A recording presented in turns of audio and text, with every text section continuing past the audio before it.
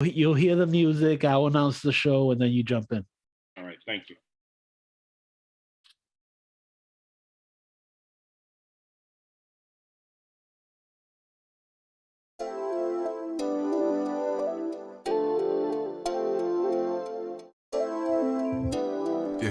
As I got another rhyme, another rhythm for y'all to listen. I'm never quitting on my mission. I'ma roll with what I'm giving. Got some ambition, this new edition, filling positions. Looking at the void in myself and feeling what's missing. Better watch the way you going, better go in the right direction. In the moment you stressing, but you gon' be counting blessings. And I know that for certain. Keep on working, open curtains, haters swerving, cause they ain't ready for your final version. Whoa. I'm never gonna give up. Fall down, I just gotta get up, yeah. Cause this is my road. Let's camera action, I'm ready to go. You're listening to the Tom Ficklin Show on WNHH-LP 103.5 FM, your home for community radio.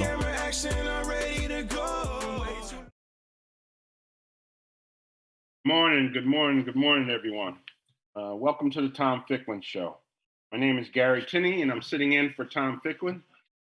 And again, I thank everyone for participating this morning. First and foremost, we'd like you to introduce yourself, where you're from, your rank, any organization that you belong to, any chapter of the IABPFF. But again, I appreciate it. I know you guys are really busy, especially during these times, and we pray for all the families and the departments that have lost members. Again, thank you. We'll start from Ms. Stowe, Denise. Hi, my name is Denise Stowe. I'm a Philadelphia firefighter. I have about 2 years on the job now, so I'm still kind of new, but I'm glad to be here, and thank you for inviting me on. Great, thank you. Chief Washington. Hello, my name is Chief Washington. I am the fire chief for the city of Decatur. I've been in the fire service, I think about 29 years now. I am a longtime member of the International Association of Black Professional Firefighters, as well as Black women in the fire service, as well as women in the fire service. So I am just so happy to be here and engage with all of these beautiful young ladies that have joined us today. And I'm looking forward to our conversation. Well, again, Chief Washington, I really appreciate you taking the time off and participating in this most important issue about African. Next, we have Battalion Chief Lisa Forrest out of Philadelphia. Lisa? You would let me follow my sister. Oh, go ahead. That's my mentor and friend. My name is Lisa Forrest, Battalion Chief in the Philadelphia Fire Department. 18 going on 19 years, newly promoted battalion chief, going on 2 years, well, it'd be 2 years in September. Currently assigned to the hazmat unit, also still a firefighting chief as well. And my other hat that I wear is Club Valiance president. Club Valiance is a chapter of the IABPFF. So I've been the president for 6 years of that. And I am excited being on this show today with such greatness. You know, I feel honored to even be in the same room with the wonderful women in the fire service. So thank you for having me, and hello again, ladies. Great to see you, and thank you again. Next, we have Lieutenant Moore out of Bridgeport, Connecticut.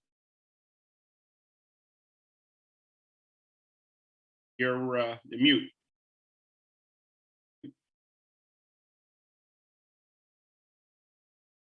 Okay. There we go. Hello, everybody. Hello, ladies. Hi, thanks for having me. My name is Lieutenant Monique Petway Moore. I am a 16-year veteran for Bridgeport Fire Department. I am also I'm at work, y'all, so y'all know, y'all hear it in the background. I'm also a longtime member of the International Association for Professional Black Firefighters, as well as the Bridgeport Fireburst Society. I am also just elated to be here with you women, and congratulations to all of you. I'm super proud and I'm super inspired by the female chiefs that I'm seeing up here on today. Wonderful. Again, thank you. Thank you for taking your time. Again, I realize everyone's busy. Most of our folks are working, and I again appreciate you, and to sit here and see all this greatness is wonderful. And I just wanted to let folks know this is what we have throughout. You talk about a network of individuals right in front of you. So really take advantage, connect, network, and ask the questions. You really reach out to them. Because like Battalion Chief Forrest said, we have mentors. Mentors play a major part in our lives. So again, I'll go to Sheila. I think Sheila's out of California. Hi, good morning. I'd like to first say that it is a pleasure to be here and be amongst such an esteemed group of women. My name is Sheila Hunter, and I'm currently a lieutenant with the San Francisco Fire Department. I've been in for a little over 30 years, and it's probably about time to retire. So that'll be happening sooner than later. But that's, and as far as like with associations, I'm a member of the San Francisco Black Firefighters, and I'm also a member of the Women in Fire Service organization. And that's about all I have for now. Well, thank you. Thank you again. Thank you for your service. Ooh, over 30 years. That's Yeah, it's a while. I'm sure you have a lot to talk about. We'll see. We'll see. Okay. All right. Next, I would like to introduce Stacy.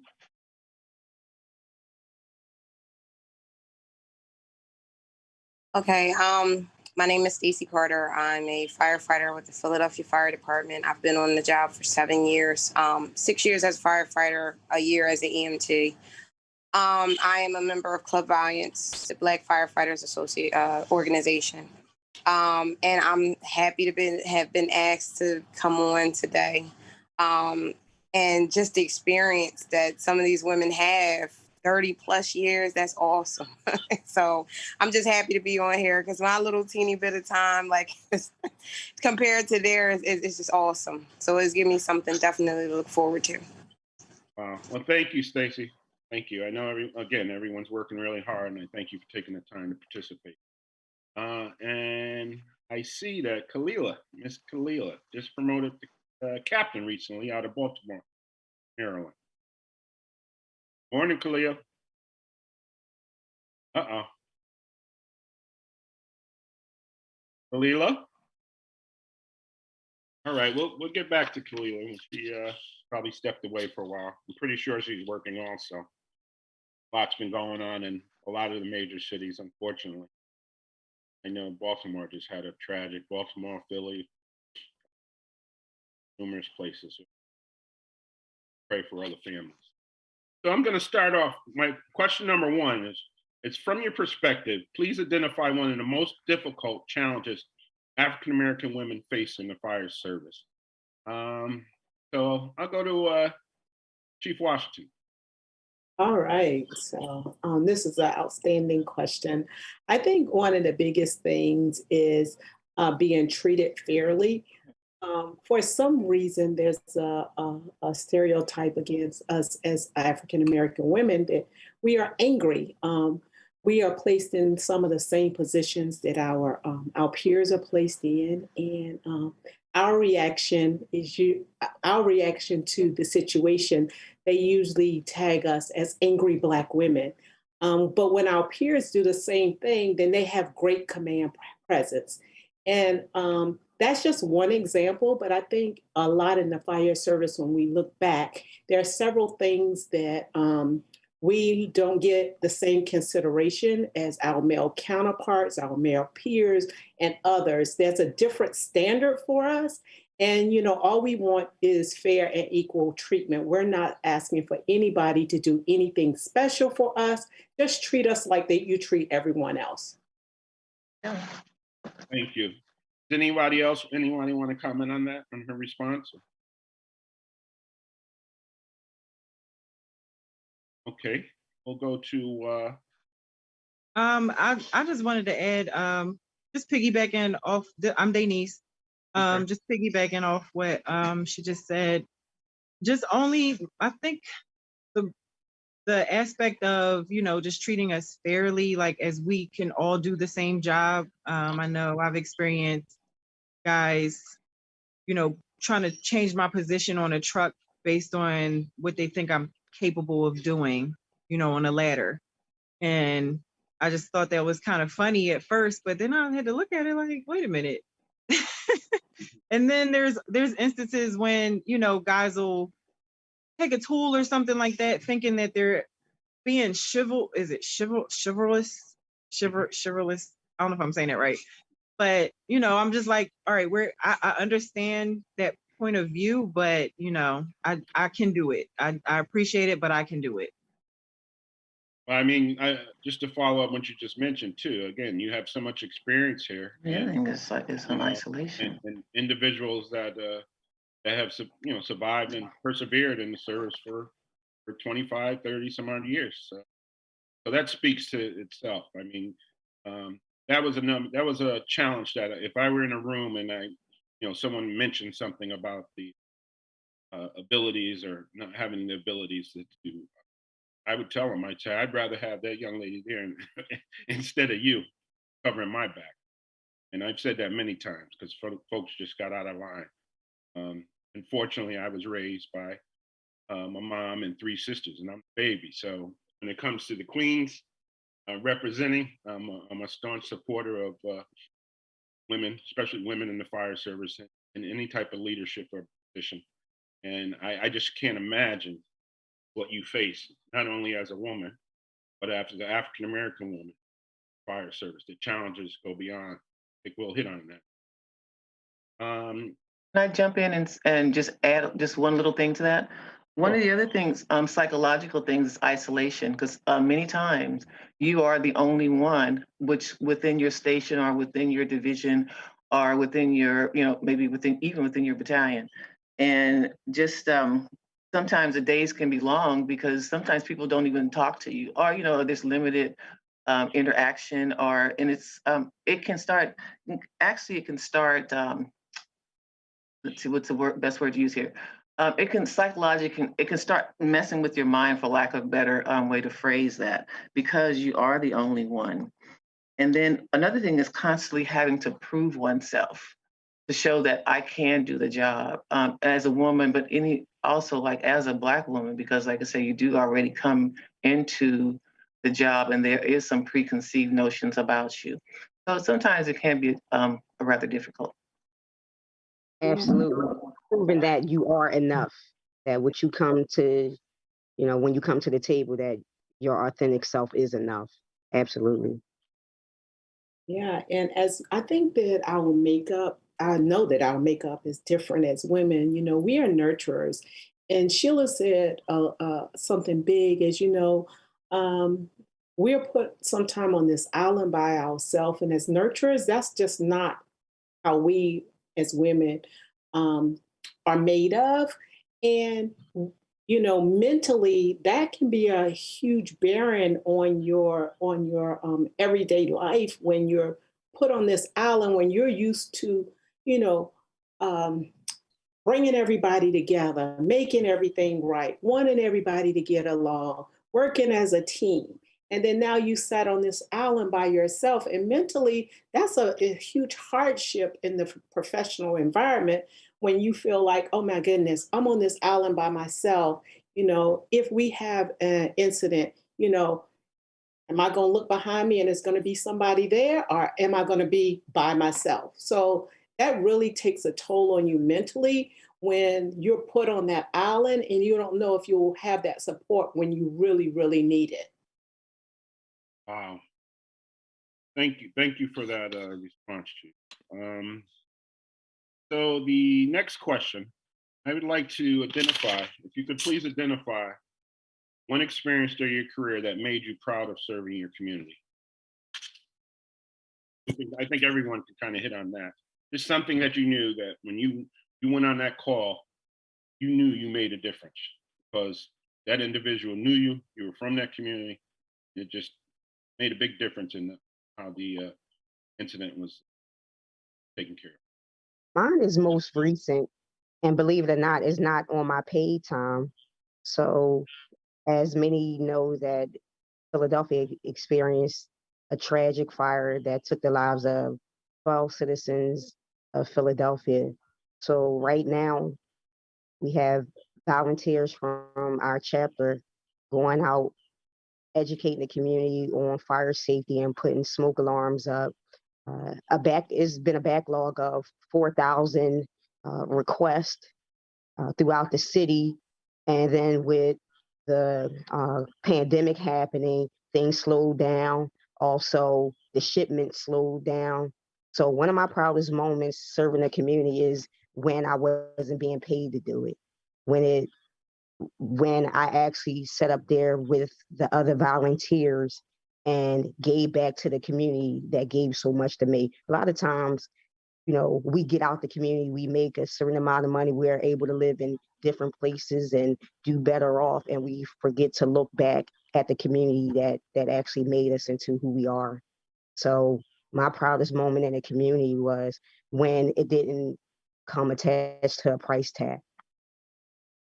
So, Chief Ford, how would you, if you had to speak to a younger firefighter, how would you convey that message? I know it's difficult, and I'm sure all of us have experienced it, but we seem to embrace the fact that community service is so important in the beginning of our careers before we get on.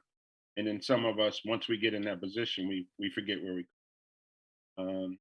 So if you can just talk about that, or if anybody can respond. Yeah, um, I want to allow the other, sisters to talk, but I want to say that when we come on to this job, either if we were the interviewer or we were the interview, we that actually gave the interview, you hear the thing, the term or the slogan or whatever, the cliche, I want to do this because I want to help people.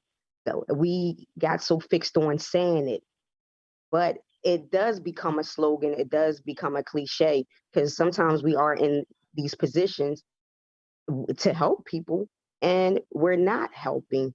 So be true to what you say that you're going to do. If it's really about dedication and service, is not when you want to be dedicated and when you want to serve. It's sometimes when you don't feel like it. Us as women, we have so many other things. Like our sister said it, we're nurturers or whatever. So when we come into the fire service, we're that. But off of, outside of the fire service, we're mothers, we're daughters, and everything. So we have to be so much. But you have to remember your word is your bond. If you say that you're there to help people, make sure you're doing just that. Thank you. Can I, I want to follow up behind the chief. Hard to follow up behind that, but what she said is she's really speaking to my heart right now because I'm going to go also with more recent. So we're in the middle of a pandemic. And this is the first time I'm sure many of us have ever dealt with a pandemic in our lifetime, especially as first responders. When we began to do vaccinations, the fire department partnered with our local health department because we just didn't have enough nurses to help out. So this shifted gears, right? Some people sign up, they want to fight fires, is what they want to do. But like the chief said, we're here to serve the community, and that means to serve them in whatever capacity that we are capable with serving them. And to me, that goes beyond firefighting, right?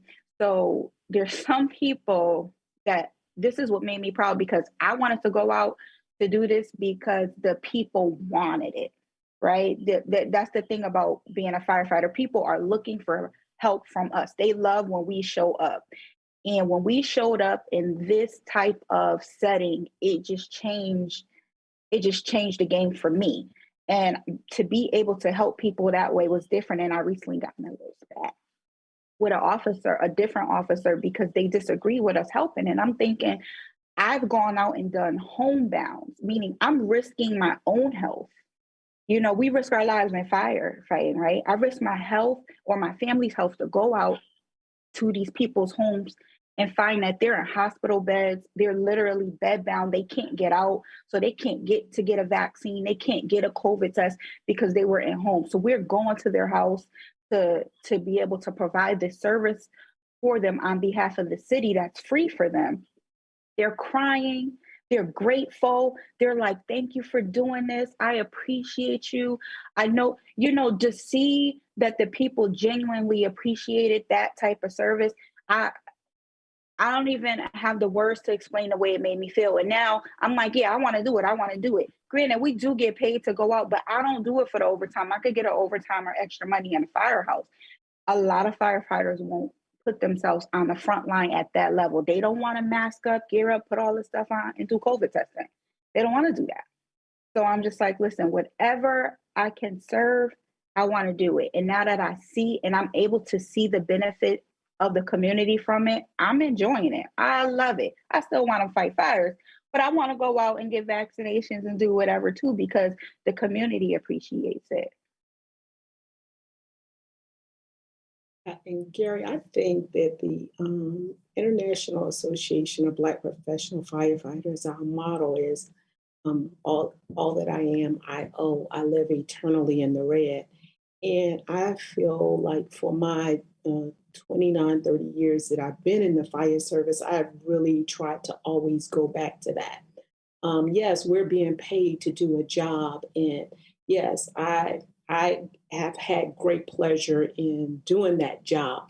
But the special moments come when you have really impacted someone's life in a positive way, and you're not being paid to do it. You're doing those community service, you're volunteering, all of those other things, and not to discount, saving lives or anything like that. We signed up to do this. We know that that's what we are supposed to do, what we're being paid to do. But the greatest gratification really comes from all of those community service projects where you volunteer your time. When a kid comes up to you and say, oh, wow, it's because of you that I decided to stay in school, to stay off drugs, to graduate from high school, to become a lawyer, to pursue a career in the fire service. I think the greatest moments for me come when I hear things like that, because the operations side of it, yeah, they paying me to do that. To run a fire department, they're paying me to do that.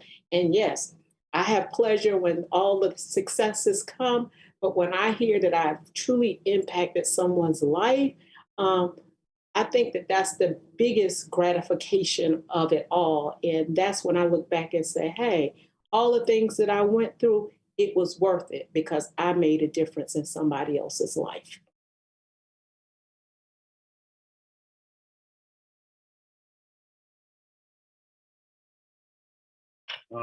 Thank you, Chief Washington.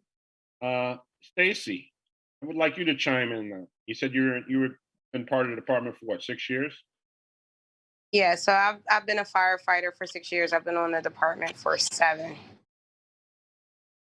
And so, go ahead. I'm sorry. No, go ahead. You can ask your question. No, I was going to say I just wanted you to. Okay, so I really wanted to kind of piggyback off of what Chief Forrest said. We've been out there trying to install smoke alarms into areas that don't have them because the city's been backlogged. And it just seeing the people's faces, like they're just so happy to see. It's like, yeah, I did that like years ago. I did that a few years ago. But no, I still need them. Come on in. They love to talk to you about stuff, and they just want to just happy to see you, and that feeling is just it's an awful feeling, and an awesome feeling, and we have some, and then just talking to them, educating them, because we're able to get in their houses and see. A lot of people don't know that how space heaters should be plugged in. This is the time where they got a lot of space heaters and different types of heaters in. And by us being able to go in, we can actually see kind of what their house looks like. And there's a lot of people that plug space heaters into electrical cords and they just don't know. So just being able to educate the public and we don't know if what we did could potentially have saved them, you know. And then and just doing that and coming out on our free time and being able to do that, it was an also awesome feeling. And I'm just happy I was part of it.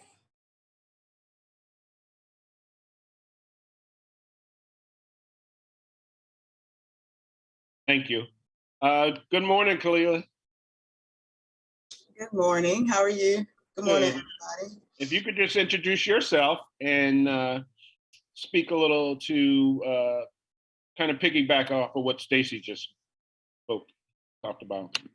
Okay. So, good morning, everyone. I'm Kalila Yancey. I'm a captain in Baltimore City Fire Department. I'm also currently on the International Association of Black Professional Firefighters executive team. I came in, I was having a little bit of trouble getting onto your Zoom, so I'm not sure exactly what the question is, but it sounds like everyone's talking about community service. Also, I've been with my department now for 17 years, going on 18. Community service to me is what we're here for. Like my department, our motto is pride, protect, and people. And that's just something that's always been instilled in me, that I feel like I'm always supposed to give back to people, definitely with these different programs that initiatives that we have, and just going the extra mile from putting in smoke alarms and doing, when I do it with my group, the Vulcan Blazers, we do the escape ladder programs. That was a grant that the International Association of Black Professional Firefighters has. So we still go out and do that. And just given the gratitude, the things we do for our seniors, we as our organization always reaches out to our department, because our department does go out and do vaccinations for homebound citizens within the city that can't get out. And they were doing some testing for our employees, but we have so many employees, we had to reach out and get a company to do it. So as the organization, I can't send the company to people's homes, but we do try to get them any resources they need, set up different things, and it's just enjoyable to me. And it's also one of the main things that I really like about this job is getting kids in the community to be able to see that they can be a part of being in the fire service as well. Because a lot of times the reasons why they don't think they can be a part is because they don't see people like us. So that's why it's a major importance to me to be out in the community, so that they can see if I can do it, they can do it as well. Wow, thank you. And again, we're praying for you and your families and your department members that are going through so much right now. Thank you. It's definitely a hard thing right now. Tough time. So I'm going to move to our next question. Our next question is, how can the fire service improve, or how can the fire service improve with work relations pertaining to gender and race? And what significant changes would you recommend? Sheila. Sheila, are you there? I'm here. Okay, I think through, we can look at through education and training as far as improving for improvements.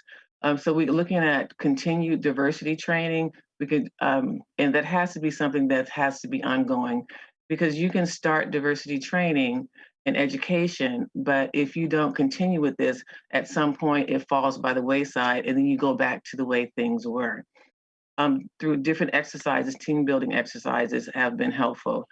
You can't tolerate, you have to stop tolerating negative behaviors, and then you have to follow through. I'm sorry about that. You have to follow through with the with policies and procedures that are put in place, and you can't just pay lip service to it, because you know, there's policies and procedures that have been put in place, but that's it. You have to have strong people who are going to actually follow through and be the strong person and be the well, I'm saying enforcer of these policies, and recognize if someone has an issue, you have to be proactive in resolving things like this.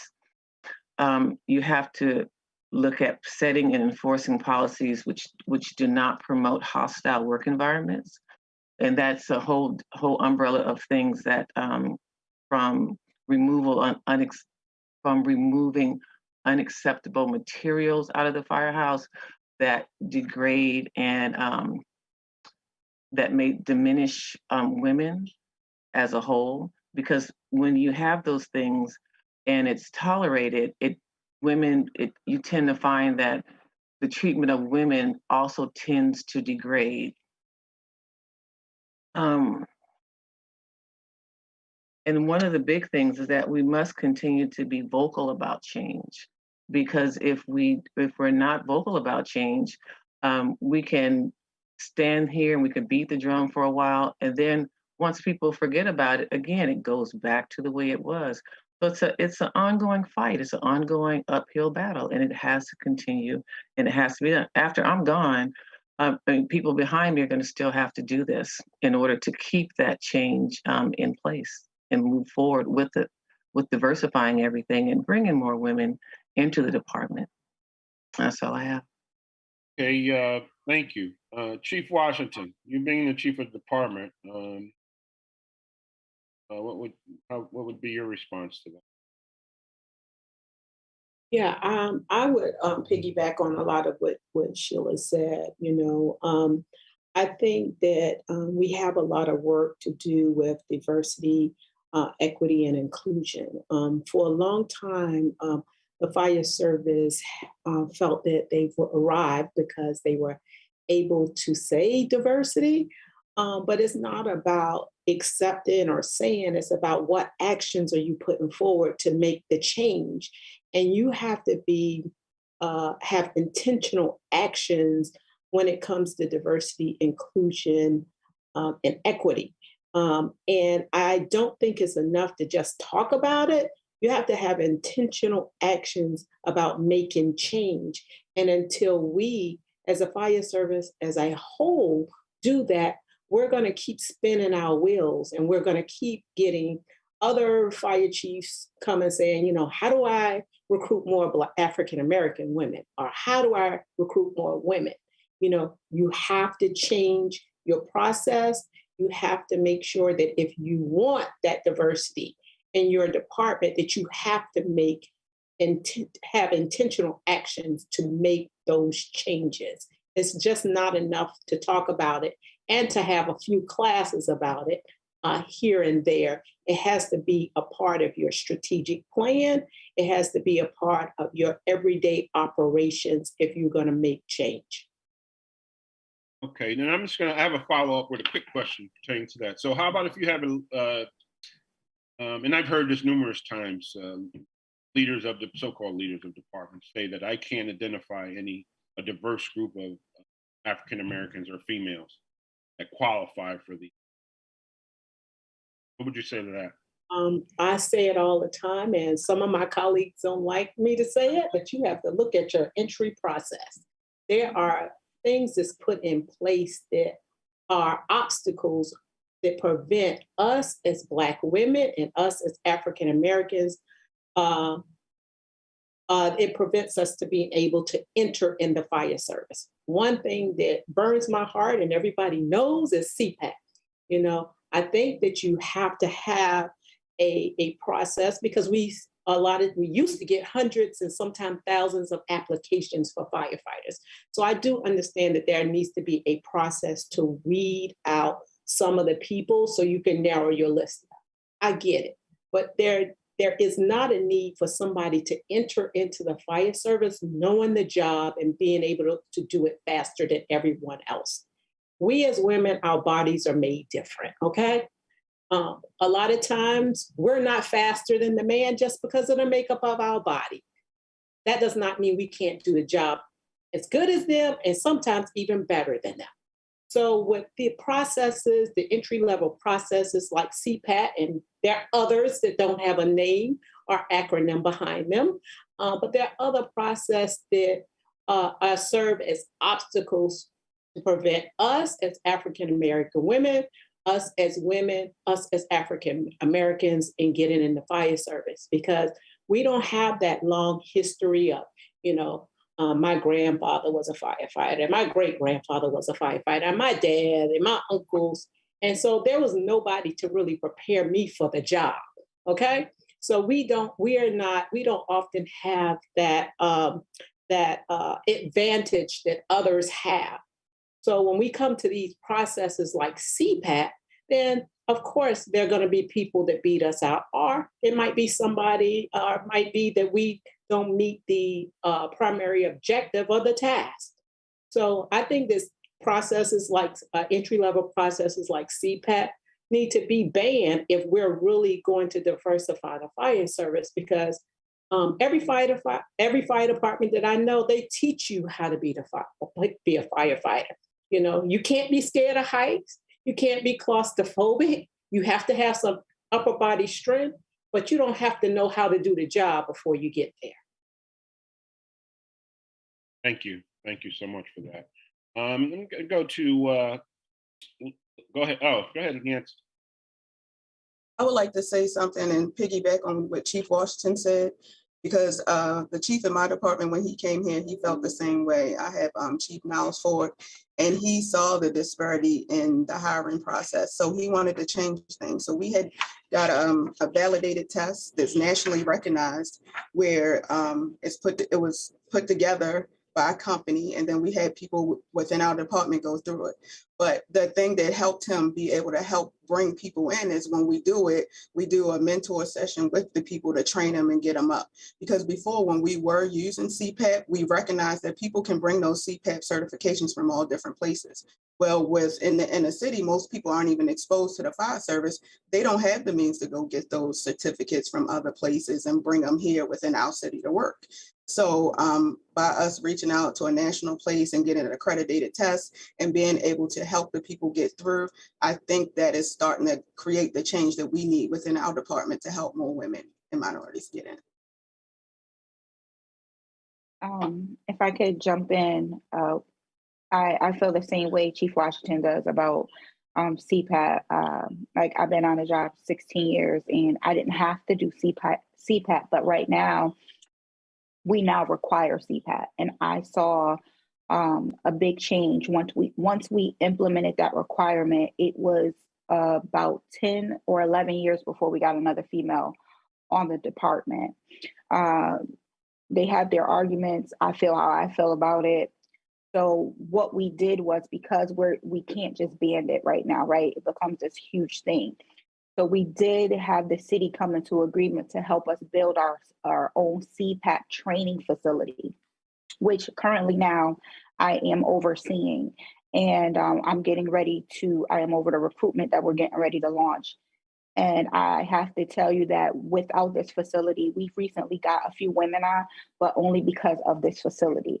Why, like Chief Washington said, now we are able to provide them a space where they can come and be educated, where they can learn. One, it's not that we can't do it, we just don't have the exposure. We don't have the opportunity other people have, and we don't have the awareness. And what we find is once they get it, it's like, okay, there's somebody coaching me through it. Somebody's walking me, they're encouraging me. Versus when they go up to take CPAP where we're from, nobody like us is proctoring these exams, and nobody's supporting them, and nobody's like, you got this, you can do this, come on girl, get it. There's none of that. If anything, they feel that isolation, they feel that rejection without people even saying it.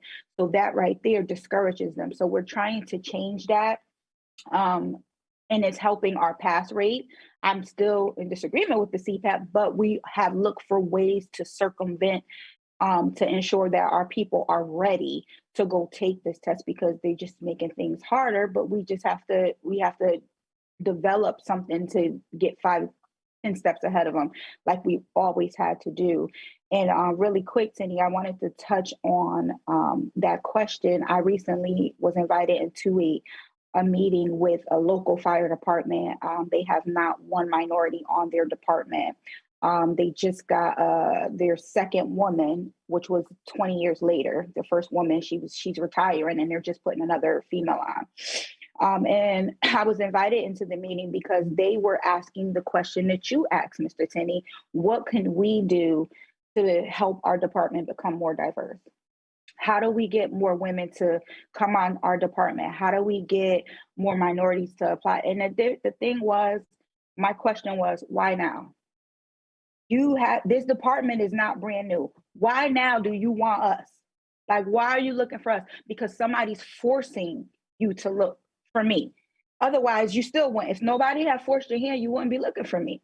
So you have to explain, why do you think I'm a benefit to you outside of that? That's the real question. And I said, now you're asking for somebody to come and be the first, which we know when you look at it, you're like, wait a minute, y'all got no black folks. Y'all have no, I don't know if I want to go be the first. I don't know if if I'm up for that challenge, because it's a challenge and it's taxing and it's mentally stressful. There's a lot, you have to be very strong. And I think an experienced person, like some of us up here that have been through it and understand the fire service, can go into something like that and know how to deal with it. But somebody that's just coming on that knows nothing about the fire service, going to be a little challenging to get them to want to apply to your department, because they don't see anybody that looks like them and they're already feeling like they're not welcome. But they are, look, I just wanted to put that out there because you mentioned it, that to be across at this table and this man, this chief go, listen, how do I get more people that are like you, qualified? Long as you have identified that we are out here and we are qualified and we have these licenses and these certificates, know that it's there. But you need to come where we are. You have to meet us where we are. And they're not doing that. And I think that speaks specifically to their recruitment efforts too, because I currently had a meeting with chief of a department, and I said, what type of recruitment efforts? What have you done to recruit? Have you gone into the schools? Have you gone into the churches? Do you have any programs in the school? What have you done?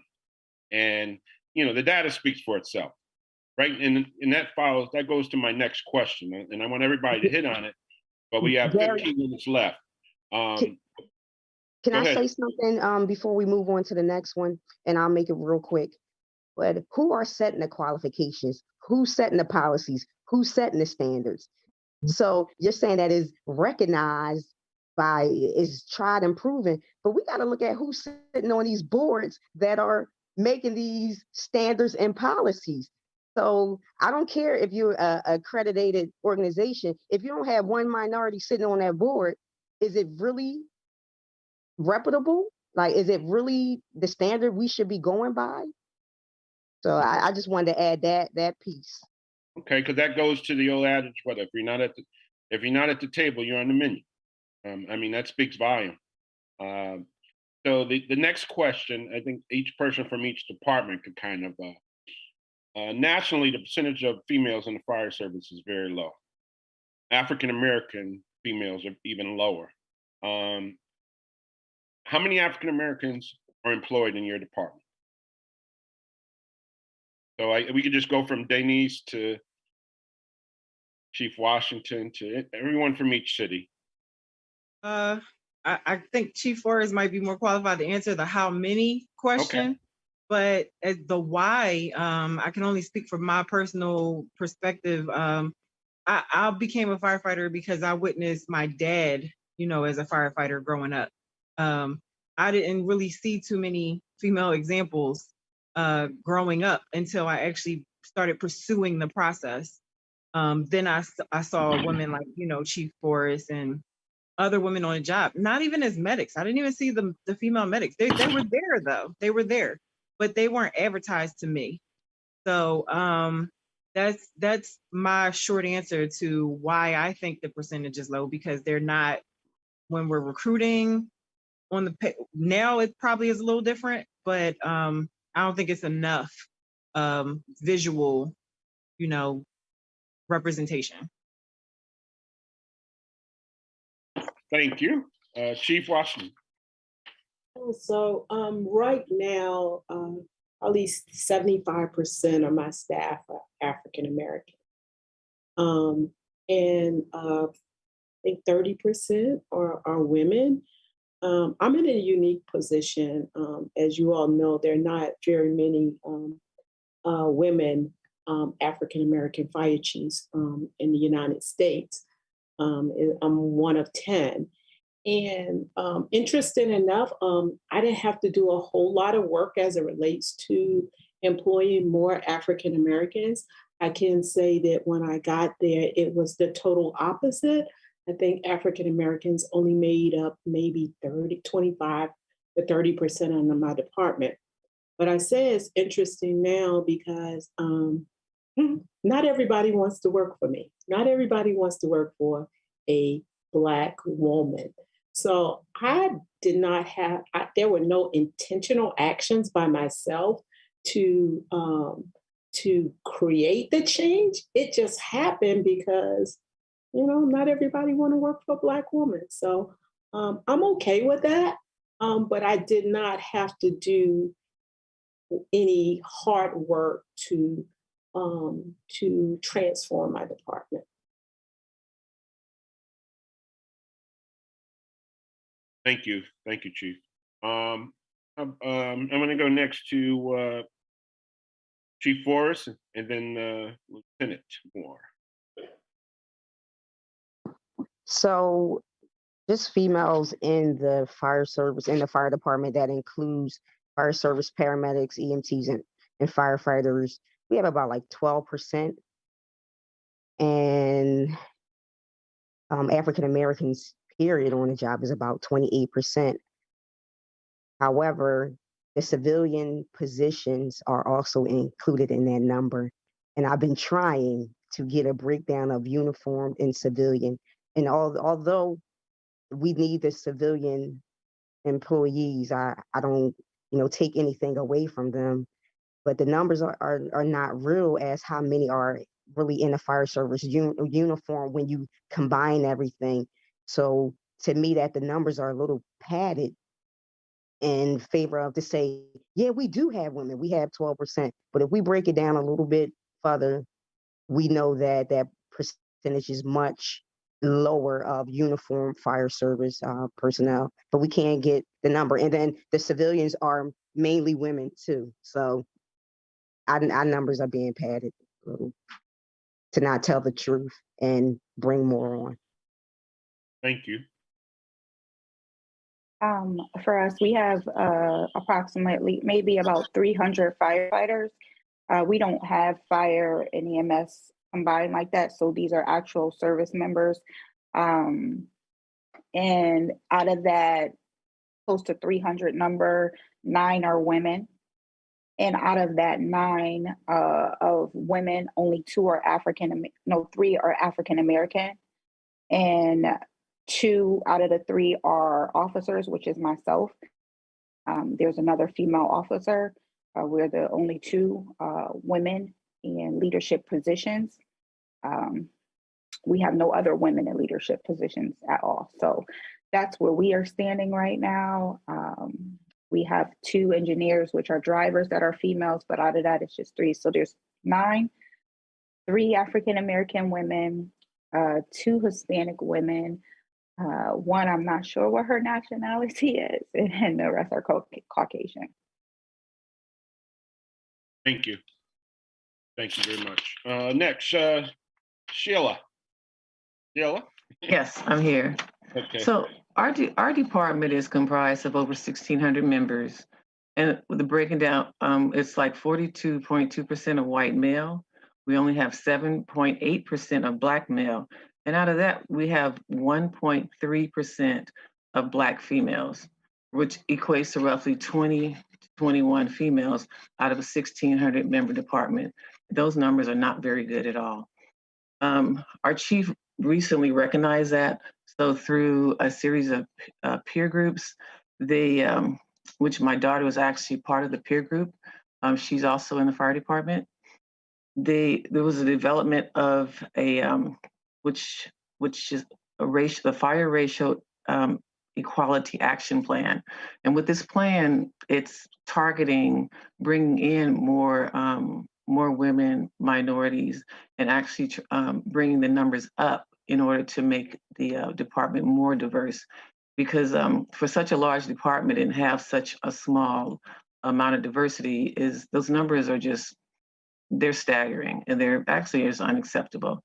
I think some of the things as far as with minority women, is that they're not being directed toward the fire service. And they're also being told, they may think that they can't do the job instead of being actively recruited. It's like, okay, yeah, you can do this job. Look at us. We're doing the job and we're doing a good job at it. So there's we're looking at targeting, like I said, more people or more women in the community and looking at places where